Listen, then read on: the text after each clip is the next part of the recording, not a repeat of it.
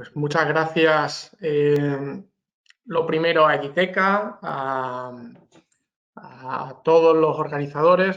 Creo que también es importante decir en estos momentos tan complicados que espero que todos estéis muy bien y que el virus os haya pasado cerca, pero que no os haya afectado a vosotros ni a ninguno de los vuestros. Y a partir de ahí, bueno, pues simplemente decir que llevo conectado toda la tarde, esta mañana no he podido conectarme y ciertamente estoy impresionado con muchas de las cosas que se han comentado. A ver si somos capaces de mantener el nivel tan alto, ¿no? Sobre todo además porque es la última ponencia y porque cuando me invitasteis los organizadores, pues la verdad que me pusisteis un reto, ¿no? No solo por ser el último, sino por hablar de ese BIM del futuro. Y de cómo muchas tecnologías o tecnologías que a priori son disruptivas o parecen disruptivas pueden engarzarse, ¿no? E interoperar con ese modelo de datos que se genera alrededor de BIM y bueno, pues con esa promesa de transformación digital, de eficiencia, de operatividad que va asociada al uso de las metodologías, ¿no? Entonces, siguiendo con lo que me pedíais los organizadores, bueno, hemos hablado de muchas cosas, ¿no? Pero siempre hay una palabra, ¿no? O un concepto que está alrededor de todas las organizaciones desde hace ya años, ¿no? Que es el concepto de transformación digital, ¿no? Se habla de eficiencia, se habla de herramientas, se hablan de muchísimas cuestiones, pero realmente para cada uno de nosotros, hoy, ¿qué es la transformación digital en nuestro sector? ¿No? Bueno, esta es la palabra que os dejo ahí y sobre todo, bueno, pues me gustaría retomar esto al final de la reunión, ¿no? O de la ponencia. Voy a hablar de esto. Voy a intentar primero unificar algunos conceptos, algunos de los cuales ya se han hablado y me alegro porque lo han tratado algunos ponentes previamente, con lo cual voy a pasar rápidamente para centrarme en otras cosas. Y sí es cierto que, bueno, pues por hacerlo ameno, más que hablar de teorías, lo que sí es cierto es que quiero bajar a tierra algunos conceptos, ¿no? Vamos a hablar de blockchain, vamos a hablar de inteligencia artificial, vamos a hablar de IoT, vamos a hablar de dispositivos avanzados, vamos a hablar de drones. Sobre todo, lo que vamos a hacer es hablar de ellos con proyectos concretos que se están ejecutando a día de hoy y además que se están ejecutando en nuestro país, ¿no? Y por constructoras y por promotoras que muchos de vosotros conoceréis, ¿no?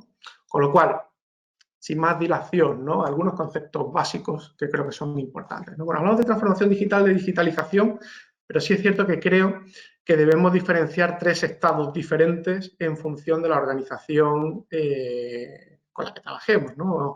O del momento en el que hagamos la fotografía de esa organización, ¿no? Hay una fase preliminar de digitalización que le llamamos, que es la conversión de la información analógica a un formato digital. No nos olvidemos, en nuestro sector hay muchísimas organizaciones que siguen con las estanterías llenas de archivadores AZ y eso se sigue viviendo hoy en el año 2020, ¿no?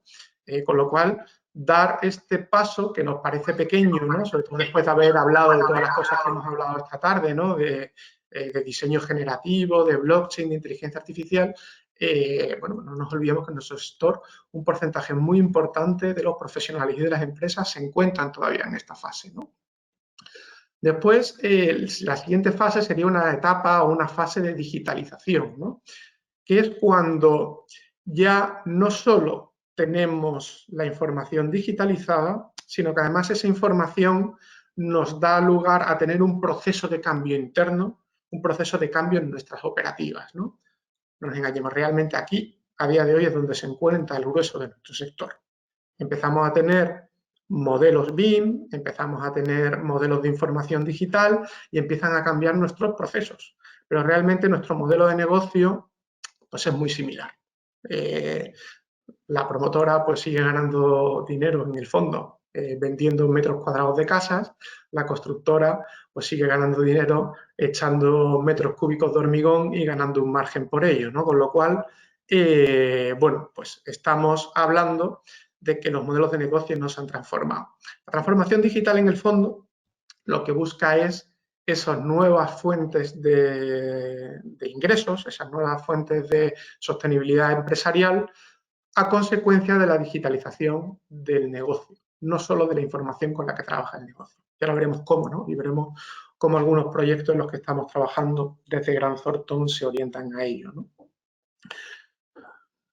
Big Data, ¿no? Los datos, ¿no? Me ha encantado la ponencia que ha hecho Claro Osuna hace ya unos minutos, ¿no? Hace un par de horas casi, porque hablaba de muchas de estas cuestiones que son fundamentales, ¿no?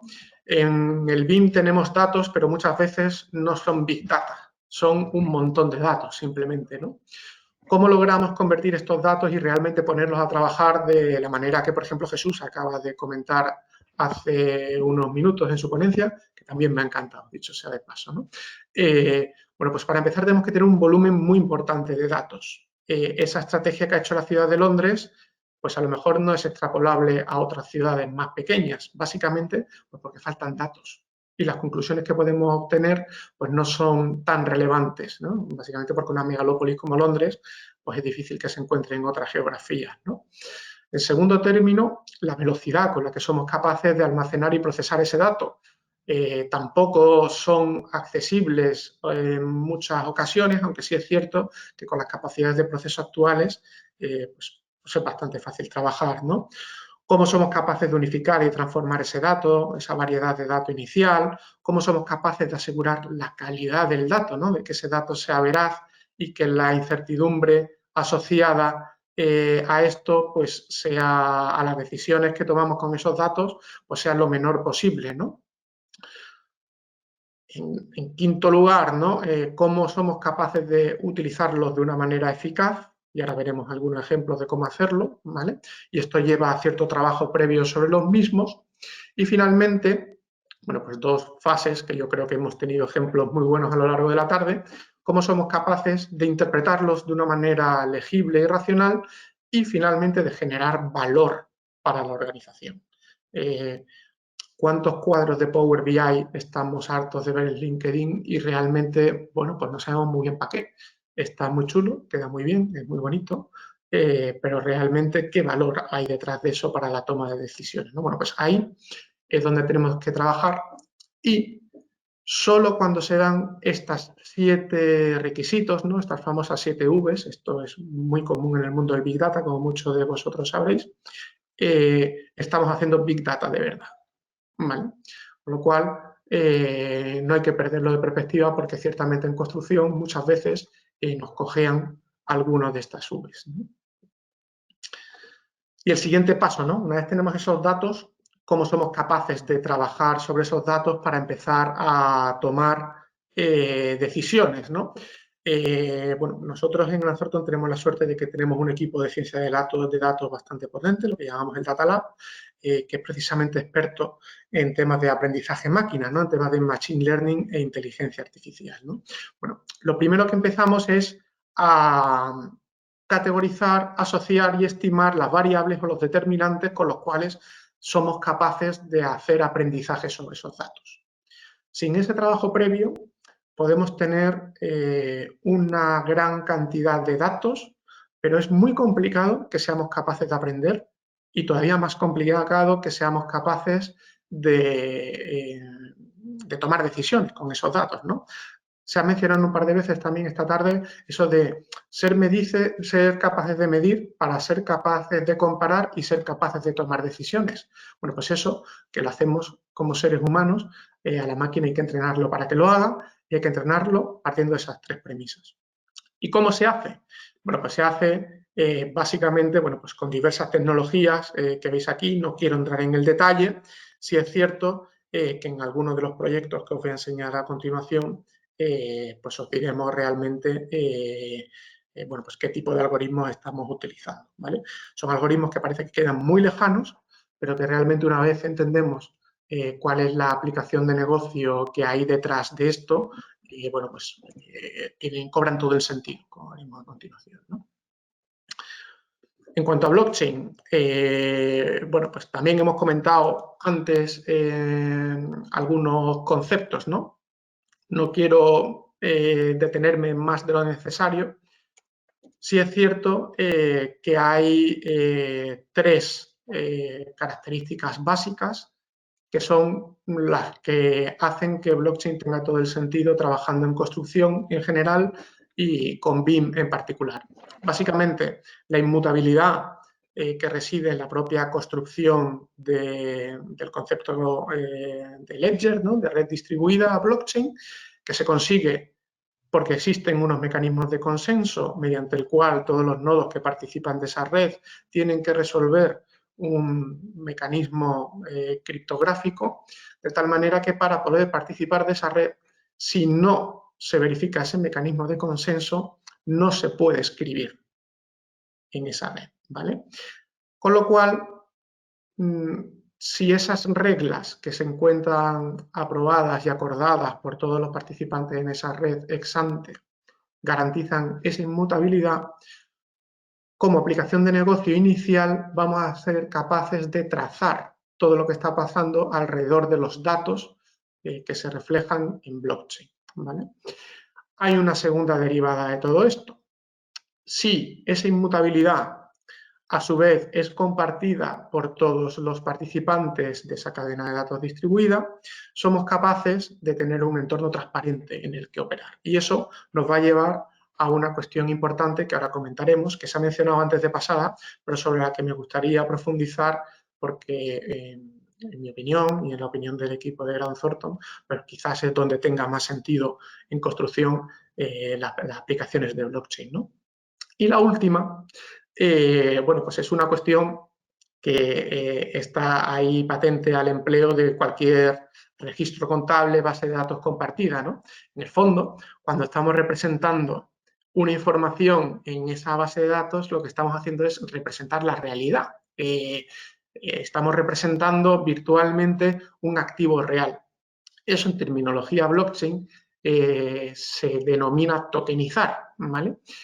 Y un token en el fondo no deja de ser una representación virtual de un activo real. Yo siempre pongo como ejemplo, esto es como los corticoles. Un corticole no dejaba de ser dinero del Corte Inglés donde tú podías comprar otras cosas, ¿no? Y te daban un papelito, ¿no? Yo recuerdo cuando yo iba al colegio, ¿no? Pues que te lo daban y te hacía mucha ilusión y te comprabas el lapicero de turno, ¿no? Con blockchain, un token en el fondo hace lo mismo. Tiene una representación virtual, igual que el corticole. En el fondo lo que estaba representando era pesetas, ¿no?, en aquella época. Pues a día de hoy, un token lo que representa virtualmente es un activo, que puede ser un activo físico o un activo real, pero de tipo monetario, por ejemplo, ¿no?, de tipo informacional, ¿no? Luego, blockchain, con todas estas características de inmutabilidad, de trazabilidad, de información transparente y compartida, nos permite hacer básicamente tres cosas. Nos permite trazar, y ya hemos visto esta tarde algún tipo de aplicación, saber qué pasa con esos activos de información en un momento dado y quién es el responsable de eso que está pasando con el activo de información. Nos permite, como acabo de decir, representar virtualmente un activo real, lo que se denomina tokenizar, y nos permite, y yo creo que esta es la aplicación clave de blockchain y donde realmente tiene toda la potencia, es aplicar lógica de negocio, aplicar de manera automática o semiautomática un proceso a esos datos que residen en blockchain. Estos son los famosos smart contracts. Smart contract o contrato inteligente, en el fondo, ni es un contrato ni es inteligente.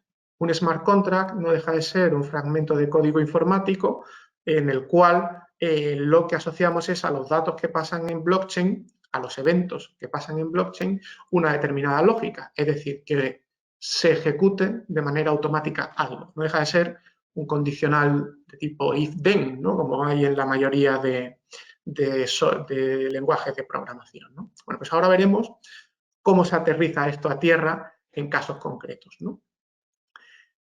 Y hasta aquí la teoría, ¿vale? Porque como me tocaba el último, pues no quiero aburrir, ¿vale? Lo que quiero es enseñar casos de uso reales en empresas reales que a día de hoy, en abril de 2020, pues se están utilizando, ¿vale? Entonces, el primer caso de uso, similar a alguno que ya se ha comentado, es utilizar BIM y blockchain para trazar, pero aquí lo interesante es integrado con un software que muchos de nosotros utilizamos, que es BIM 360, ¿vale? Eso, pues deja de ser un entorno de colaboración, un CDE, pues de Autodesk, que no deja de ser, bueno, pues un fabricante con una cuota de mercado muy relevante, ¿no? Bueno, pues este es un proyecto que acabamos de terminar para Metrovacesa. Realmente es empresa cotizada en bolsa, uno de los principales promotores de nuestro país. El concepto básicamente es, partiendo de los estándares de creación BIM de Metrovacesa, incluir dentro de ese cuerpo normativo asociado BIM, de la CIR, de sus planes de ejecución BIM, etcétera, etcétera, unas determinadas cláusulas o unas determinadas restricciones para el desarrollo de proyectos, de tal manera que obliguemos a que los entregables vengan codificados en el modelo de una determinada manera.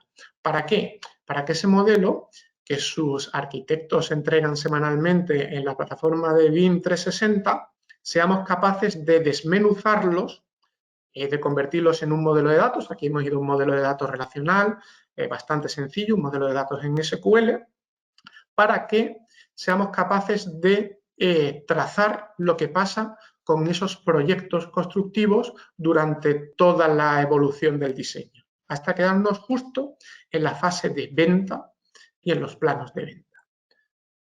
¿Con qué horizonte? Pues con un horizonte, o con qué utilidad, mejor dicho, pues con una utilidad bastante trivial, que es que cuando un usuario, un potencial comprador de Metrovacesa, se compre un piso, tenga la fehaciencia de que ese plano sobre el que está comprando es exactamente el plano que ha hecho el arquitecto. Y por tanto, que es exactamente el plano que va a entrar de manera contractual en el contrato de construcción o que eventualmente ya está de manera contractual en el contrato de construcción.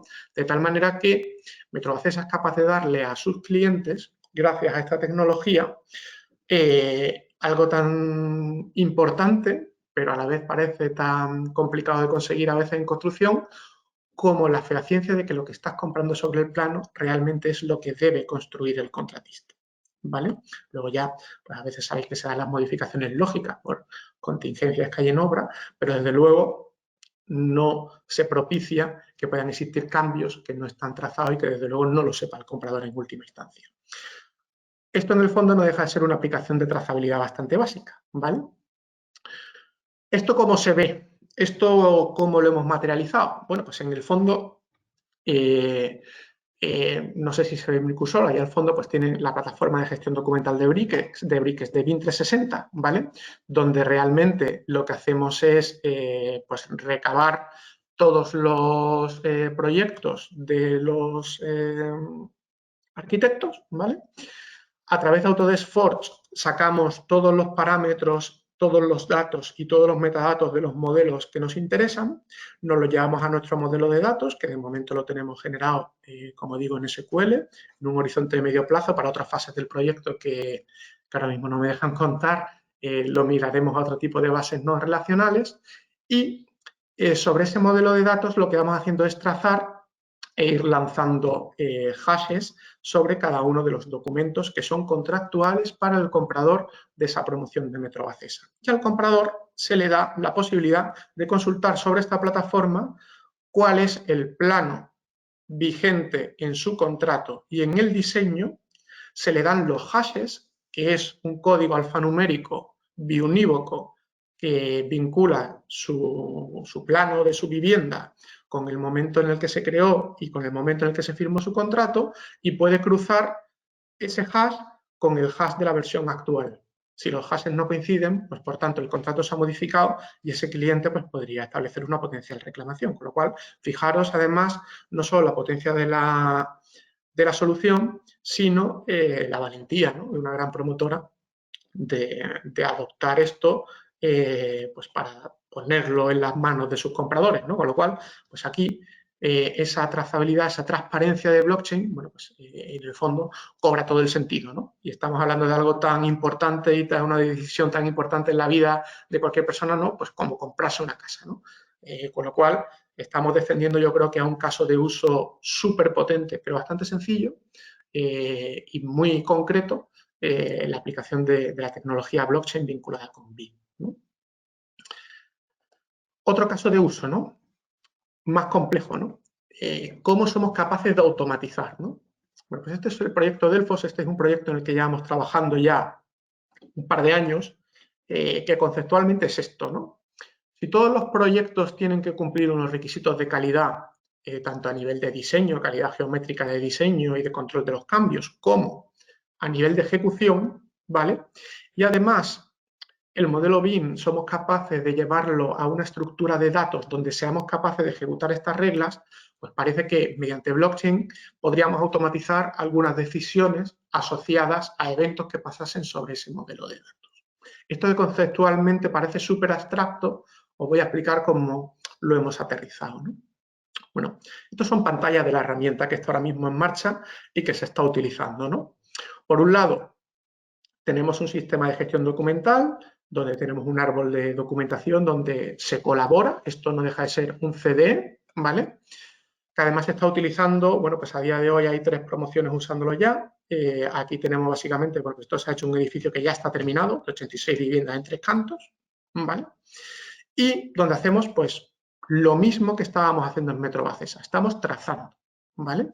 Cada documento que lo sube una determinada persona en una determinada fecha, pues tiene asociado un hash. Hasta aquí, lo mismo que hemos visto, lo mismo que ha comentado Víctor antes, que estaban haciendo en Insight, ¿no? ¿Dónde empieza la magia de todo esto, ¿no? ¿Dónde empezamos a automatizar? Bueno, pues aquí. ¿Qué hacemos? Bueno, pues vinculamos y obligamos a que en el plan de ejecución BIM los elementos que se parametrizan, y aquí, bueno, pues he limpiado un poco la visualización, ¿no? Esto es un muro de sótano. Obligamos a que tengan una serie de parámetros que vamos a monitorizar y que son parámetros de control de calidad. Esos parámetros de control de calidad los reflejamos en los puntos de inspección, ¿vale? El PPI sabéis que es un formato, bueno, PPI es la abreviatura del programa de puntos de inspección, donde se reflejan cuáles son los ensayos de control de calidad que tenemos que ejecutar sobre cada uno de las unidades de obra, ¿no? Que están sujetas a aseguramiento de la calidad. Y con la herramienta lo que hacemos Fernando, es... te pido que agilices el resto de la ponencia, por favor, vamos ¿vale? rápido, ¿vale? Y sobre esta herramienta lo que hacemos es empezamos a monitorizar y a ensayar. ¿Qué ocurre? Pues que cuando hay un ensayo no válido, y aquí lo estuvimos probando en obra, este es un proyecto que se prueba en una obra de FCC, y además en una obra real, lo que logramos es que cuando hay una no conformidad por no cumplimiento de algunos de los elementos que están reflejados en el programa de puntos de inspección y que a su vez los tenemos parametrizados en BIM, lanzamos un smart contract contra ese parámetro y automáticamente se pone en marcha todo el flujo de remediación de la no conformidad. Con esto que hemos logrado, bueno, pues en las unidades que han estado sujetas a esta herramienta dentro de esta obra, porque aquí hemos llevado unidades con la herramienta y otras que no, básicamente aquí hemos llevado temas de control geométrico de estructura, impermeabilización y control de la fachada SATE, pues frente a las que se llevaron fuera de la plataforma, hemos logrado tener un ahorro en la resolución de esas no conformidades del 70% del tiempo. ¿Vale? Más cosas, ¿no? Tokenización. Bueno, por ir rápido, este es otro proyecto que hemos hecho con Metro Bacesa. Me voy directamente aquí. Si tenemos un activo inmobiliario que somos capaces de convertir mediante tokens, mediante representaciones virtuales de valor en un activo, podemos hacer dos cosas. Podemos comprar varios activos de una manera mucho más ágil que haciendo un modelo de compra tradicional con contratos de arras, con escrituras, etcétera, etcétera. Eso por un lado. Y por otro lado, somos capaces que esos tokens, que repito, pueden representar parte de un piso, pueden ser un conjunto de pisos, podemos ponerlos a cotizar en un mercado secundario, de tal manera que esos tokens pues, vayan cambiando de valor, ¿vale? Bueno, no es estrictamente BIM, pero sí es cierto que parte de la información pues la extraíamos de modelos informacionales BIM, no toda, ¿vale? Bueno, pues de nuevo esto es, yendo a ese inicio de mi presentación, pues un cambio de paradigma en lo que es transformación digital, ¿no? Te puedes comprar un piso comprando tokens de este tipo de aplicaciones, ¿no? BIM e inteligencia artificial, ¿vale? Bueno, este es un proyecto que estamos actualmente haciendo con Construcciones Sando. De hecho, esto también tiene una obra asociada, que es la obra del nuevo Paraninfo y Pabellón de Gobierno de la Universidad de Málaga, donde lo que hacemos básicamente es tomar el modelo BIM y sobre ese modelo BIM empezamos a monitorizar cosas que están pasando. De manera similar, bueno, pues a como Clara decía que en IDEA, en Ingeniería IDEA, están haciendo algunas plantas industriales, ¿no? Bueno, aquí lo hacemos durante la fase de construcción, no durante la fase de operación y mantenimiento. ¿Para qué? Para que cogiendo todo el histórico y todos los datos que hay, por ejemplo, de compras, seamos capaces de saber pues, cuáles son los precios objetivos pues, para determinados materiales, ¿vale? ¿Cómo tenemos hecho esto ahora mismo? Bueno, pues ahí con una arquitectura tecnológica bastante compleja y con un panel de control muy feo. Esto lo estamos cambiando, pero bueno, aquí lo que hemos logrado básicamente es, sabiendo el título de la obra, cuándo se está licitando, quién es el organismo, el tipo de licitación, somos capaces de asignar precios de licitación objetivo a cada uno de los objetos BIM que conforman el modelo. Es decir, somos capaces de decir para una determinada cuantificación de un pilar, pues este pilar que tiene 2 metros cúbicos de hormigón y con este importe de licitación general deberíamos ofertarlo a este precio para que tengamos una probabilidad determinada, que también prefijamos, de poder ganar ese concurso. Lo estamos utilizando tanto para licitaciones como para precios de objetivo de compra, como para no conformidades de control de calidad y siniestralidad asociada a determinadas unidades de ejecución, ¿vale? Como digo, bueno, pues esto se está utilizando, ¿no? Y se está haciendo, ¿no? Y finalmente, bueno, pues este proyecto que quizás yo creo que tecnológicamente es el más complejo de los que tenemos, ¿no? Os pongo ahí la pantalla de inicio porque no me dejan enseñar mucho más porque es bastante complejo. Este es un proyecto que estamos haciendo para AZBI, ¿no? Que AZBI, muchos de vosotros le conoceréis, es la principal constructora andaluza, ¿no? Aquí, ¿qué hacemos? Aquí tenemos un sistema de captura de datos basado en drones y en IoT, vamos, en sensores y en sensores de RFI, en el cual lo que hacemos es escanear y trazar dónde se encuentra cada uno de los materiales de la obra. Esto se está aprobando en una obra de montaje de vía en la provincia, de montaje de vía de alta velocidad en la provincia de Mérida, y lo que hacemos es, mediante un LIDAR y mediante esos sensores RFI, saber dónde tenemos en cada momento el material ferroviario, incluso, bueno, pues ahí utilizamos RFI, el LIDAR lo utilizamos, por ejemplo, solo exclusivamente para movimiento de tierras y para obra de hormigón, ¿vale? Con una máquina de inteligencia artificial somos capaces de identificar si esa imagen que se está capturando es un elemento determinado, es decir, saber si el movimiento de tierras pues ha desplazado el talud, somos capaces de automáticamente parametrizarlo en el modelo con la máquina de inteligencia artificial y a su vez ser capaces de determinar pues si lo que estamos escaneando es una traviesa, es un trozo de carril ferroviario o es un talud, ¿vale? De un desmonte. ¿Para qué?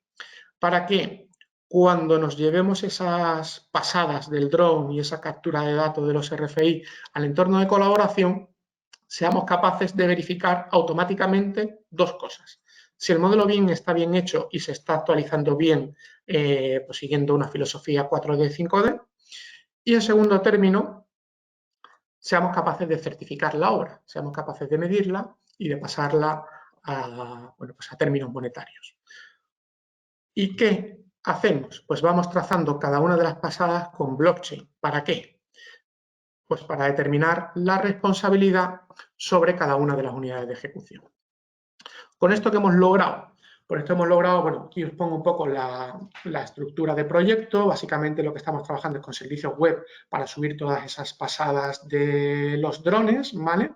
Y los archivos IFC de partida, comparamos contra esos archivos y mediante un set de auditoría bastante complejo, desarrollado pues, básicamente en Python directamente, aquí no hemos obviado todas las herramientas comerciales, lo que hacemos es sacar un informe en web donde decimos cuál es la producción que realmente se ha hecho y las desviaciones respecto al inicio. Os podéis imaginar esto el valor que tiene para una constructora. Esto son las lentejas de la constructora. Entonces, tener este tipo de soluciones muy potentes pues para poder trabajar en tiempo real o en tiempo cuasi real, bueno, pues el circuito financiero de la construcción pues se alivia enormemente, ¿no? Esta es la pinta que tiene. Lo digo más que nada porque, bueno, ya os digo, el front no me dejan enseñarlo, pero sí os puedo enseñar las tripas. Con lo cual, lo que hemos hecho es esos modelos BIM, ese LIDAR, desmenuzarlo.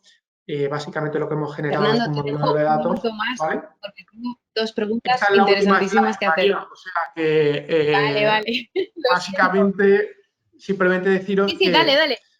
lo que estamos intentando hacer con todo esto es abstraernos un poco de BIM. BIM, como ha dicho Jesús también antes, ya enseñó un gráfico muy interesante, ¿no? Es la puerta para entrar en todo esto, pero en el fondo aquí lo que nos interesa es desintegrarlo para empezar a trabajar con el dato, ¿no? Que es realmente donde reside el valor. Luego, y aquí, después de todo esto, no vuelvo a lo de inicio, ¿no? Aquí, ¿qué es para ti la transformación digital del sector AECO, ¿no? Yo simplemente voy a decir una reflexión que me ha hecho el director de innovación, que es mi cliente en el proyecto anterior, ¿no? Y me decía, el otro día, ¿no? Que hablaba con él, ¿no? Es un sevillano muy gracioso, ¿no? Me decía, joder, si hubiésemos terminado lo de los drones, la verdad que podríamos seguir trabajando en la obra al ritmo que teníamos antes, a pesar de esto del coronavirus. Y digo, jolín, pues la verdad, tienes toda la razón. Con lo cual, la transformación digital en el fondo, ¿qué es? Bueno, pues son esas herramientas que nos tienen que ayudar pues a que podamos tener este evento como lo estamos teniendo hoy, pues con una asistencia fantástica, ¿no? Y con todos deslocalizados en nuestras casas, pero a su vez en construcción nos tiene que permitir, bueno, pues ser capaces de lograr esa promesa de eficiencia y de modernización que se supone que viene detrás de todo esto, ¿no? Más allá de los fuegos artificiales y todo esto, ¿no? Y dicho esto, pues más o menos he cumplido con el tiempo que tenía. A partir de aquí, pues a disposición de todos vosotros. Llevas la razón que has cumplido con el tiempo, pero estoy rigurosa porque vamos un poco tarde y si no, luego retrasamos la mesa redonda. Tengo dos preguntas que hacerte. Por una parte, has estado hablando de venta de inmuebles y bueno, de la trazabilidad con temas de blockchain, pero me gustaría saber si crees que es viable para el usuario final, para una persona que alquila un inmueble, llevar temas de blockchain o resulta demasiado complejo para el usuario final, temas de blockchain para saber si está cumpliendo las condiciones, para ver si sus facturas están siendo abonadas, un poco bajar el tema del blockchain más allá de los bitcoins al usuario Sí, final. bueno, ahí hay dos cuestiones, ¿vale? Que además son diferentes. O tres, incluso diría yo, María, en lo que me acabas de preguntar, ¿no? O sea, por un lado, la compra de vivienda tiene un enorme hándicap en nuestro país, que es el rol del notario y del registro de la propiedad. Entonces, contra eso es muy difícil trabajar y, de hecho, bueno, pues la plataforma que os hemos enseñado está domiciliada en Holanda. Y no está domiciliada en Holanda por casualidad, sino que está domiciliada en Holanda porque a día de hoy es incompatible con nuestro ordenamiento jurídico. Es decir, es un instrumento financiero, pero no es un instrumento de titularidad de la propiedad, ¿vale? Y es precisamente porque nuestro ordenamiento jurídico a día de hoy no está preparado. Pero bueno, parece que debiera ir en ese sentido, o en el sentido de nuestra plataforma, o de experiencias similares, la compra-venta de cualquier tipo de activo real, pues en el siglo XXI, ¿no? Entonces, bueno, eso por un lado, ¿no? En cuanto al alquiler, el alquiler es diferente, porque en el alquiler, en el fondo, uno lo que hace es adquirir unos derechos de manera temporal, con lo cual un alquiler sí es tokenizable y compatible con nuestro ordenamiento jurídico, ¿vale? Eso en cuanto a lo que es la adquisición del derecho, ¿vale? Hablando, digamos, de lo que es el dinero, ¿no? O lo que es la renta, ¿no? Del alquiler. Otra cuestión diferente, y es la tercera que tú mencionabas, es, oye, me gustaría trazar o ser capaz de monitorizar a través de blockchain ciertas cuestiones que están pasando con mi activo. Cómo de fácil o de difícil es saber, bueno, pues que me están manteniendo en condiciones mi vivienda, que se está consumiendo luz, agua o simple y llanamente, bueno, pues que se está haciendo uso y poder cobrar, imagínate, no tanto por tiempo, sino por uso en un momento dado, ¿no? Ir a un modelo todavía más flexible, ¿no? Bueno, ahí entramos ya en vincular el uso del activo con otras tecnologías, como puede ser IoT, ¿no? O puede ser la sensorización de la vivienda en un momento dado, y blockchain únicamente lo que actuaría aquí es como un vehículo de seguridad o de confianza. La tendencia en todo caso no es hacerlo difícil, sino hacerlo transparente. Y yo me he alegrado también ver los comentarios que había hecho Víctor de Minsight hace unos momentos, ¿no?